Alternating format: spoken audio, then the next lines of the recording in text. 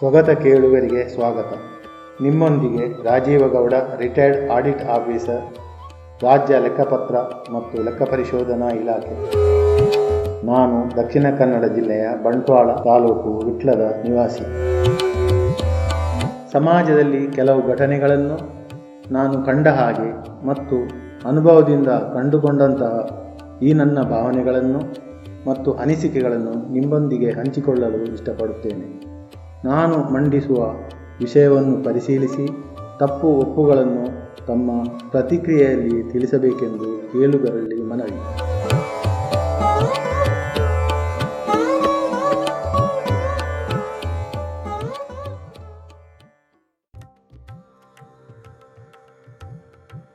ಈ ದಿನದ ಸಂಚಿಕೆಯಲ್ಲಿ ನೆನಪಿನಂಗಳದಲ್ಲಿ ಶ್ರೀಮತಿ ರಾಮು ಎಂಬ ವಿಷಯದ ಬಗ್ಗೆ ನನ್ನ ಭಾವನೆಗಳನ್ನು, ಅನಿಸಿಕೆಗಳನ್ನು ನಿಮ್ಮ ಮುಂದಿಡುತ್ತಿದ್ದೇನೆ.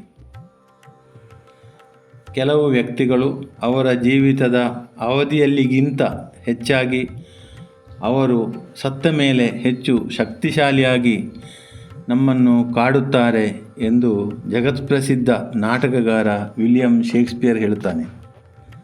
ನಮ್ಮೊಂದಿಗೆ ಇದ್ದು ಅವರು ಇಲ್ಲವಾದಾಗ ಅವರ ನೆನಪುಗಳು ನಮ್ಮನ್ನು ಇನ್ನಿಲ್ಲದಂತೆ ಕಾಡುತ್ತದೆ.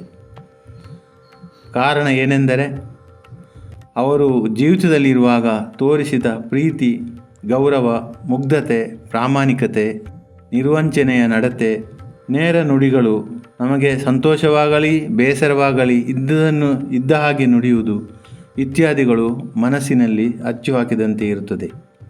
ಸುಮಾರು 3.5 ದಶಕಗಳ ಹಿಂದೆಯೇ ಕರ್ನಾಟಕ ಸರ್ಕಾರ ಆಗ ಚಾಲ್ತಿಯಲ್ಲಿದ್ದ ಹೊಳೆಯ ಎಂಬ ಪದವನ್ನು ಕೆಲವು ವರ್ಗದ ಜನರಿಗೆ ಉಪಯೋಗಿಸಬಾರದು ಎಂದು ಆದೇಶ ಹೊರಡಿಸಿ, ಬದಲಾಗಿ ಅದನ್ನು ಪರಿಶಿಷ್ಟ ಜಾತಿ ಎಂದು ಕರೆಯಬೇಕೆಂದು ಆದೇಶ ಹೊರಡಿಸಿತ್ತು. ಇದು ಒಂದು ನಾಗರಿಕ ಸರ್ಕಾರದ ಮಾನವೀಯತೆಯಿಂದ ಕೂಡಿದ ಆದೇಶ ಮತ್ತು ಅತ್ಯಂತ ಸ್ವಾಗತಾರ್ಹ ಎಂದು ನನ್ನ ಅನಿಸಿಕೆ. ಈ ವರ್ಗಕ್ಕೆ ಸೇರಿದವಳು ಶ್ರೀಮತಿ ರಾಮು. ಇವಳ ಗಂಡನ ಹೆಸರು ಮಾಯಿಲ ಎಂದು. ನಾನು ಹೇಳಲು ಹೊರಟಿರುವ ಶ್ರೀಮತಿ ರಾಮು ಒಬ್ಬ ರಾಜಕಾರಣಿಯಲ್ಲ, ಮಂತ್ರಿಯಲ್ಲ, ರಾಜ್ಯ ಸರ್ಕಾರ, ಕೇಂದ್ರ ಸರ್ಕಾರಗಳ ಹಿರಿಯ ಅಧಿಕಾರಿಯಲ್ಲ, ಖ್ಯಾತ ಉದ್ಯಮಿಯಲ್ಲ.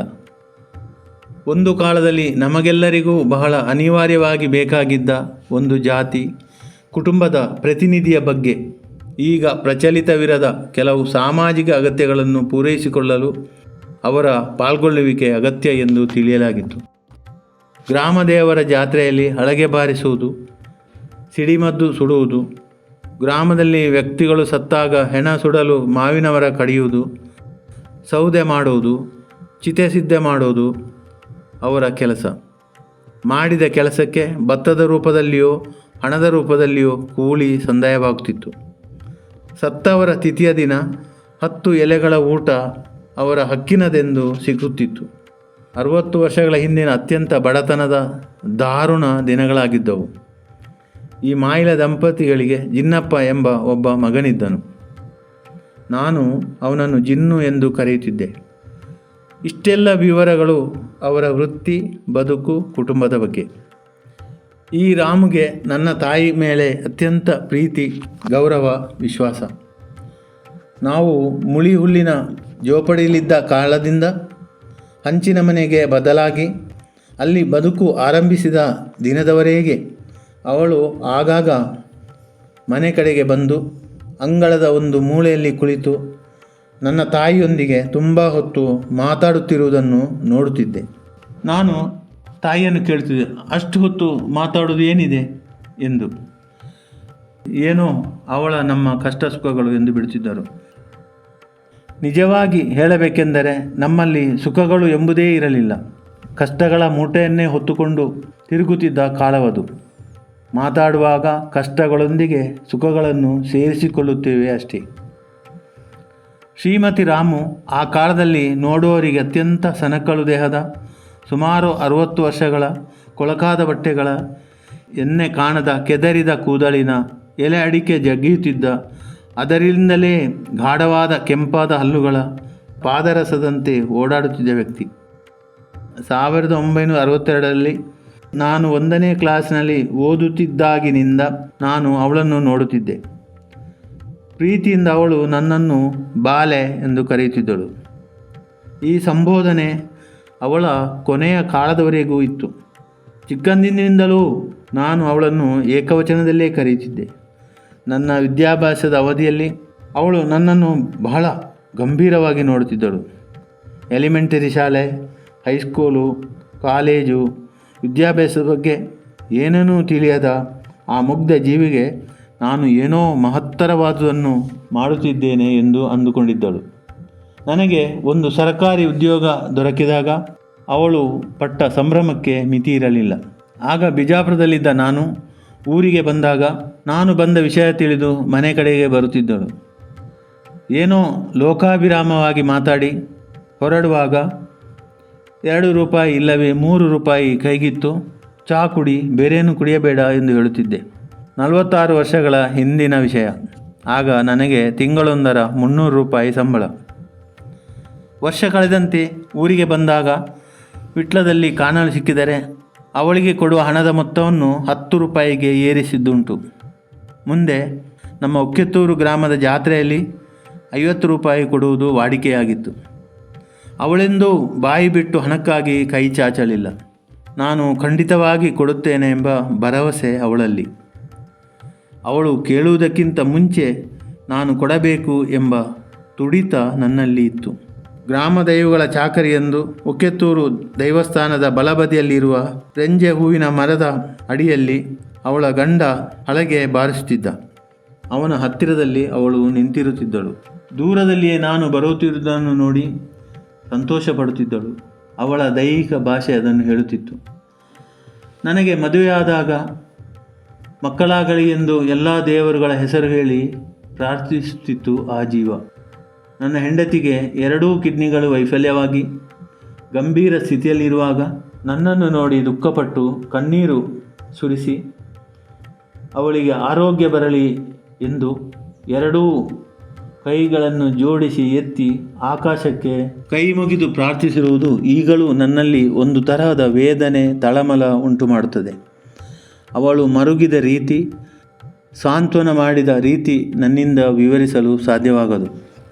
ಸುಮಾರು 18 ವರ್ಷಗಳ ಹಿಂದೆ ನಾನು ಮೈಸೂರಿನಲ್ಲಿದ್ದಾಗ ರಜೆಯಲ್ಲಿ ಊರಿಗೆ ಬಂದಿದ್ದೆ.